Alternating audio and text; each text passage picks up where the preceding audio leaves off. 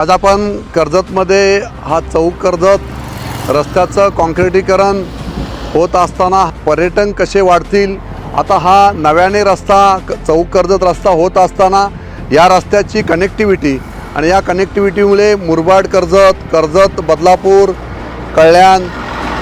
कर्जत ते खोपोली असं कनेक्टिव्हिटी या रस्त्यामुळे होत आहे आणि याच्यामुळे पर्यटक मोठ्या प्रमाणात कर्जतकडे वाढत चाललेले आहेत आणि पर्यटनाच्या माध्यमातून पर्यटनाला चालना देत असताना पर्यटनाच्या माध्यमातून आपल्याला रोजगाराची संधी नव्याने उपलब्ध होत असते। आज माझे कर्जतकर बाहेर नोकरीच्या निमित्तानं जात होते। या 5 वर्षाच्या कालावधीमध्ये मोठ्या प्रमाणात पर्यटक कर्जतमध्ये येत असल्यामुळे स्थानिकांना त्या ठिकाणी रोजगाराची संधी